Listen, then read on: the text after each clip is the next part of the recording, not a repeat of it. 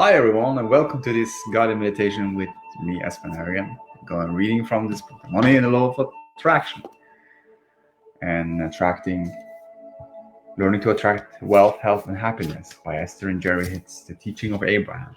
We are now on page 111. So this is gonna be fun. So happy, beautiful day, Christmas every day. So good. So just find a place for relax and allow, and here we go. Start reading now. So good. I'm just gonna log out of the Facebook like this, and here we go. Cool.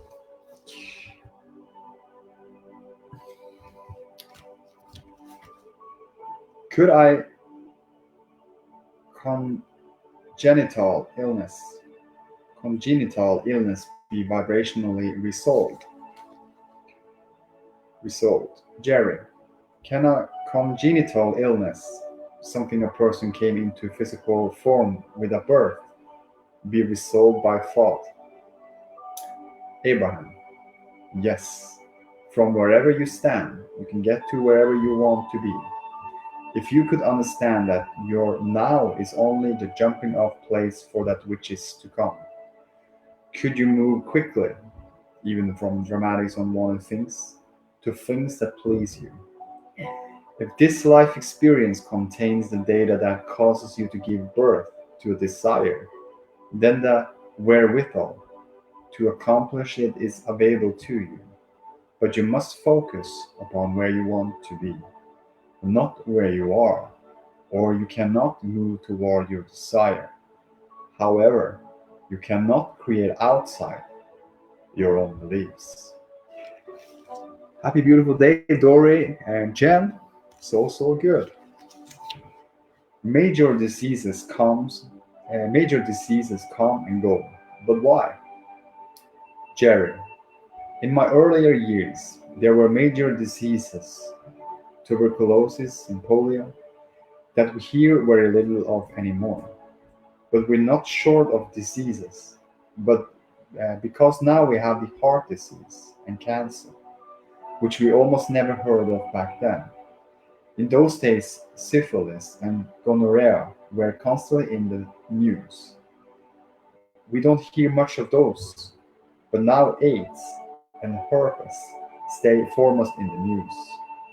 Why do there always seem to be more diseases cropping up as cures are being discovered? Why don't we finally run out of diseases to cure? Abraham answering, Abraham, because of your attention to lack, feelings of powerlessness and vulnerability,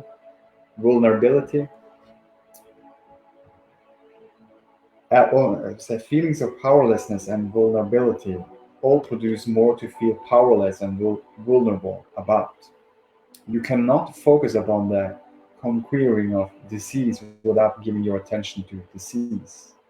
But it is also very important to understand that looking for cures for diseases, even when you find them, is a short-sighted and, in the long run, ineffective process because, as you have pointed out, new diseases are continually being created. When you begin to look for and understand the vibrational causes for diseases rather than looking for cures, then you will come to the end of the pile of diseases.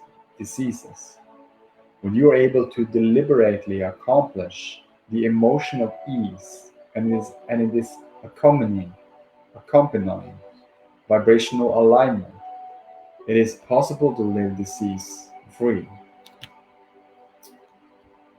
Most people spend very little time basking in appreciation for the wellness they are currently experiencing, but instead they wait until they are sick and then they turn their attention to recovery. Good feeling thoughts produce and sustain physical well-being. You live in very busy times, and you find many things to fuss and worry about. And in doing so, you hold yourself out of alignment, and disease is the result.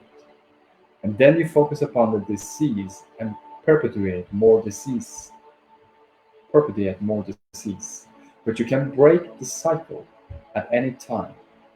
You do not have to wait for your society to understand in order to achieve wonderful physical wellness yourself. Your natural state is one of wellness. I witnessed my body heal itself naturally. Jerry. I became aware early in life that my body heals quickly. If I cut, if I cut or scratch at my body, I could almost watch it heal right before my eyes. Within 5 minutes, I could see that healing had begun. And then in a very short time, the wound would be completely healed. Abraham, your body is made of your body is made up of intelligent cells that are always bringing themselves into balance. And the better you feel, the less you are vibrationally interfering with the cellular rebalancing. If you are focused upon things that are bothering you, the cells of your body are hindered in their natural balancing process. And once an illness has been diagnosed and you then turn your attention to that illness, the hindering is greater still. Since the cells of your body know what to do to come into balance, if you can find a way of focusing your attention upon good feeling thoughts, you will stop your negative interference and your recovery will come. Every disease is caused by vibrational discord or resistance, without exception. And since most people were unaware of their discordant thoughts prior to the illness, usually making little effort to practice good feeling thoughts, once the illness occurs, it is very difficult to then find pure positive thoughts. But if you could understand that your thoughts and your thoughts alone are causing the resistance that is preventing the wellness, and you could turn your thoughts in a more positive direction, your recovery could be very fast. No matter what the disease is, and no matter how much it has progressed, the question is, can you direct your thoughts positively regardless of the condition? Usually at this point someone asks, but what about the sick child who has just been born? Do not assume because a child is not yet speaking that the child is not thinking or offering vibration. There are tremendous influences to wellness and sickness that occur even when the child is still in the womb or is newly born.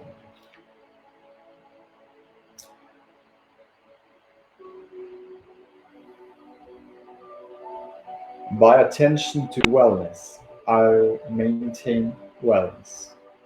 Jerry. Because I've seen my body heal, and because that healing has been visible to me, I expect that. But how can we get to the point that we know that all parts of the body will heal? People seem to be most frightened of the parts that they can't see, those hidden inside of the body, so to speak. Abraham. It is a wonderful thing to see the results of your thoughts out in the open in an obvious fashion. And just as your wound or sickness is evidence of misalignment, your healing or wellness is evidence of alignment.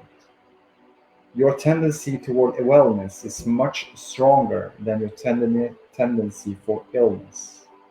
And that is the reason that even with some negative thinking, most of you do remain mostly well. You have come to expect your wounds to heal, which helps tremendously in the healing process.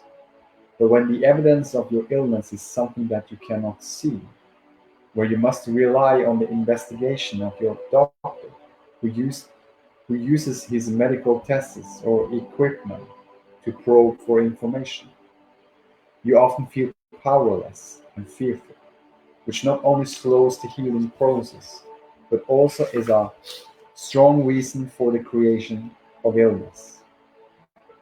Many people have come to feel vulnerable about the unseen parts of their bodies, and that feeling of vulnerability is a very strong catalyst in the perpetuation of illness. Most people go to the doctor when they are sick, asking for information about what is wrong. And when you look for something wrong, you usually find it. The law of attraction insists on it, actually. A continual searching for things wrong with your body will, in time, produce evidence of something wrong. Not because it was lurking there all along and you finally probed long enough to find it, but because repeated thought eventually creates its equivalent.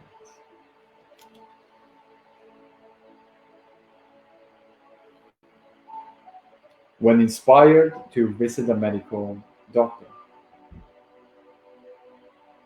Abraham. There are many who will protest our perspective.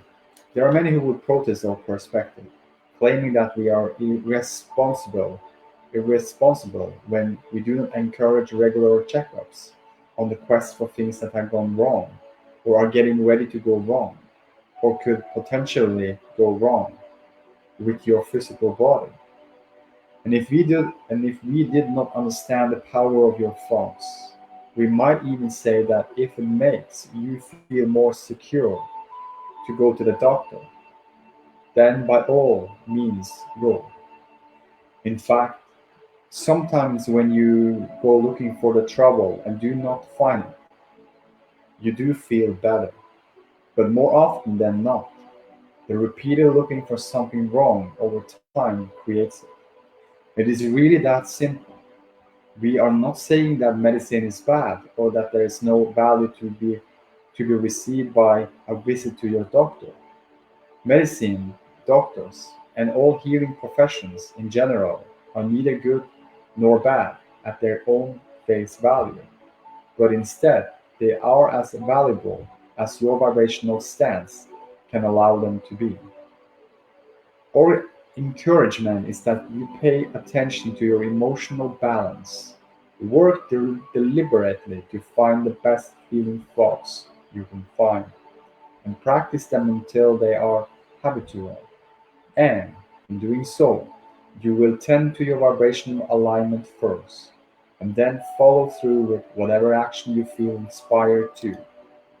In other words, a trip to your doctor or action toward anything, when accompanied by joy or love or good feeling emotion, is always valuable, while action that is motivated by your fear or vulnerability or any bad feeling emotion is never valuable. Your physical well-being, like everything else, is profoundly affected by the beliefs that you hold. Usually, when you are younger, your expectation of wellness is stronger, but as you get older, most of you degenerate on a sort of sliding scale that reflects what you are seeing in others around you, and your observation is not inaccurate. Older people often do experience more illness and less vitality, but the reason for the decline of people as they get older is not because their physical bodies are programmed to break down over time, but because the longer they live, the more they find to fuss and worry about, causing resistance to the natural stream of well being. Illness is about resistance, not about age. It's a key word there. Illness is about resistance, not about age. Happy beautiful day, Marionette. So good. So good information. And more to come. So let's move on. Euphoria in the jaws of a lion. Jerry. I heard that a famous man, Dr. Livingstone, while in Africa, was dragged off by a lion that grabbed him with its jaws. He said that he went into a sort of euphoric state and felt no pain. I've seen prey go limp like that when they're about to be eaten by a larger animal. It's kind of like there is giving up and the struggle is over. But my question is about his statement about feeling no pain. What was was what he was calling euphoria a mental condition or a physical condition? And is it something that only happens in extreme conditions, like when you're about to be eaten or killed? Or could it be utilized by anyone when there is something that is painful in order not to feel the pain? Abraham answered, Abraham, first, we will say that you cannot accurately separate that which is physical from that which is mental from that which is coming from your higher or inner being. In other words, you are a physical focused being, yes, and you are a thinking, mental being, yes, but the life force or energy that comes forth from within you is offered from a broader perspective. In such a situation where it is likely that you will not recover, in other words, once a lion has you in his jaws, usually he is going to be the victor. Your inner being intervenes and offers a flow of energy that will be received by you as that sort of euphoric state. Yeah. You do not have to wait until you are in such an intense situation before you have access to the stream of well-being from source. But most people do not allow it until they have no other choice. You were right in your choice of words that there was a giving up that allowed that stream of well-being to flow powerfully. But we want you to understand that what was actually given up was the struggle, the resistance, not the desire to continue to live in this physical body. You have to take all of that into consideration as you are examining specific situations, ex- examine, examining specific situations. Someone with less enthusiasm for life, with less determination to live and continue to accomplish, may very well have experienced a different outcome and have been killed and devoured by the lion.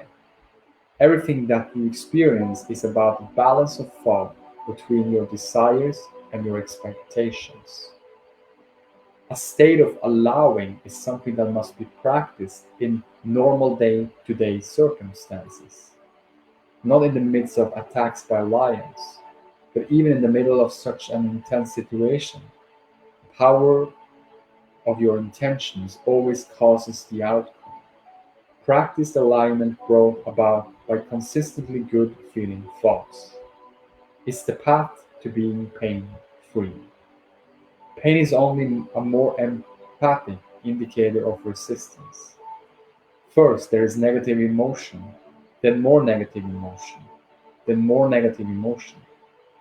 You have the tremendous leeway here, then sensation, then pain. We tell our physical friends, if you have negative emotion and you do not realize that it is an indicator letting you know about resistant thought and you do not do something to correct your resistant thought, by the law of attraction, your resistant thought will grow stronger. If you still do not do anything to bring yourself into alignment and better feeling thoughts, it will grow stronger still until eventually you will experience pain and illness or other indicators of your resistance.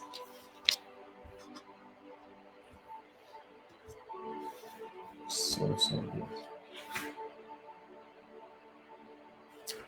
How could someone feeling pain focus elsewhere? Jerry. Okay, so I heard you say that in order to heal ourselves, we want to get our thoughts off the problem and onto what we're wanting. But if we're in pain, how can we not feel it? How can we get our attention off the pain long enough to concentrate on something we do want? Abraham. You are right. It is very difficult not to think about the throbbing toe. Most of you do not think clearly about what you do want until you are living what you do not want. Most of you sort of drift into your day, blundering here and there, not offering any real conscious thought, because you do not understand the power of your thought. You usually do not offer any really deliberate thought until you're faced with something that you do not want. And then, once you're faced with something that you do not want, then you attack it fully. Then you give it your attention, which, knowing the law of attraction, as we do, only makes things worse. And so, our encouragement would be look for times or segments when you are feeling such intensity of throbbing pain, and then focus upon the well being.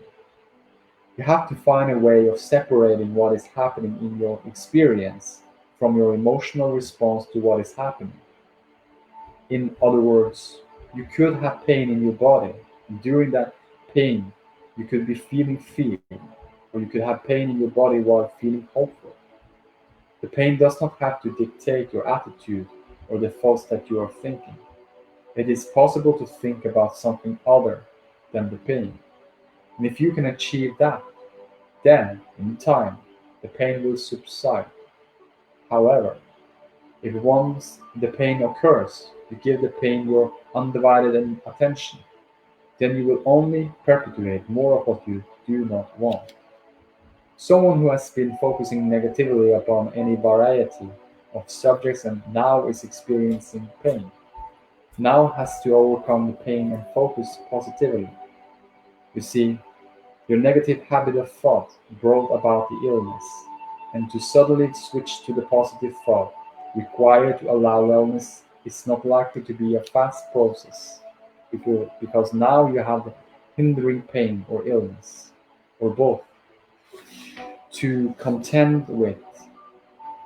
Preventive wellness is far easier to accomplish than corrective wellness. But in either case, improved feeling thoughts, thoughts of greater and greater relief, are the key. Even in situations where a lot of pain is being experienced, there are times of greater and lesser discomfort. Choose the best feeling times from the range you are experiencing to find positive aspects and to choose better feeling thoughts. And as you continue to reach for thoughts that brings greater emotional relief, that positive learning will eventually bring you back to well-being every time, no exceptions. And I have this last one. My natural state is one of well-being. My natural state is one of well-being. Abraham. At the core of that which you are is wellness and well-being. And if you are experiencing anything less than that, there is resistance present within your vibration. Resistance is caused by focusing upon the lack of what is wanted. Allowing is caused by focusing upon what is wanted.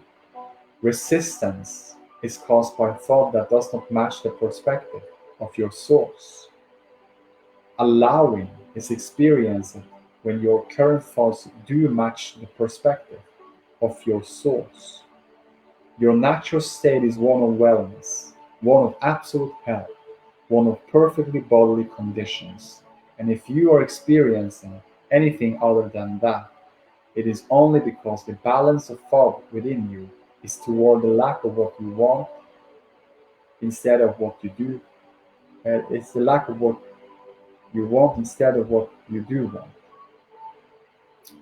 It is your resistance that causes any there is it is your resistance that causes an illness in the first place.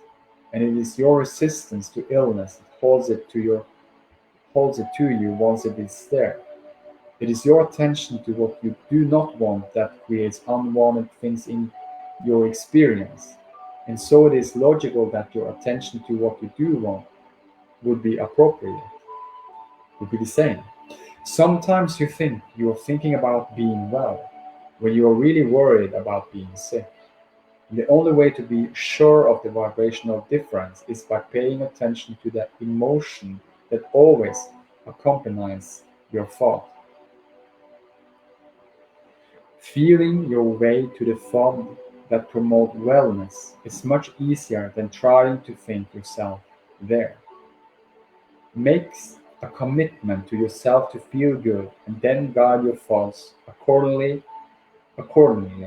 and you will discover that without even realizing it, you have been harboring resentments, feeling unworthy, and feeling powerless.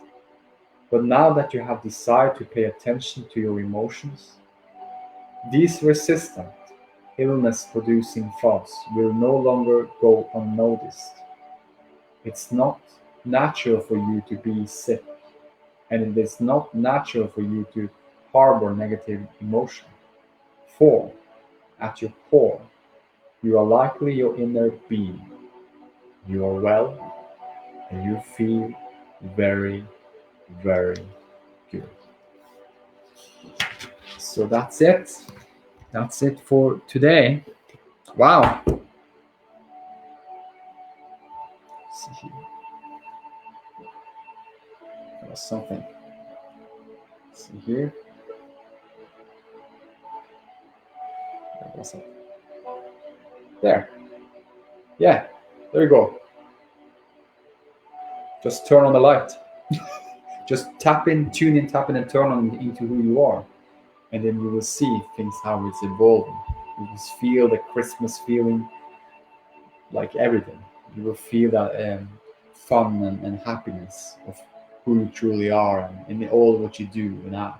You feel that energy of that creates world, the energy of who you are that creates worlds. And when you tap and tune in and turn on in the energy of who you are, it will be easy for you to experience those things one. It will be easy to you to feel good now and better and better. That's always in the now and forward. And you will feel a newness and refreshment in every single moment that is now, new and refreshed. You will enjoy the cooperation with your inner beingness. You will enjoy the cooperation, the relationship with other people. You will enjoy all of it because when you first start from the alignment place, when you first getting into the vortex, getting into the alignment, getting into the present now and feeling the feel good that is in the present now that always feels good, then it must be so experiencing all those things you do. Condition doesn't matter about the uncondition of who you are. When you are in the alignment with who you are, you will look at everything from appreciation and in a feel good place. And more you are practice your vibration into this feel good place of who you truly are and are deliberate about it, more to come, more to experience. And that's why we're here. And this is fun.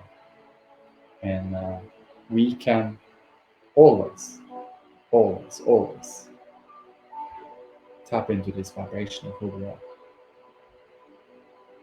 And it is now. So, I love you guys so much. Turn on the light, click in. No, just being a little bit funny about it. But yeah, turn on the light. The light is from within. The unconditional love is always bridging you to more better feeling things and better and better because it's always expanding to become more. So good. So Chelsea, happy beautiful day, Chelsea. Happy beautiful day, Scott, and all of you who are listening here. Love you so much, and see you tomorrow. Have a nice day.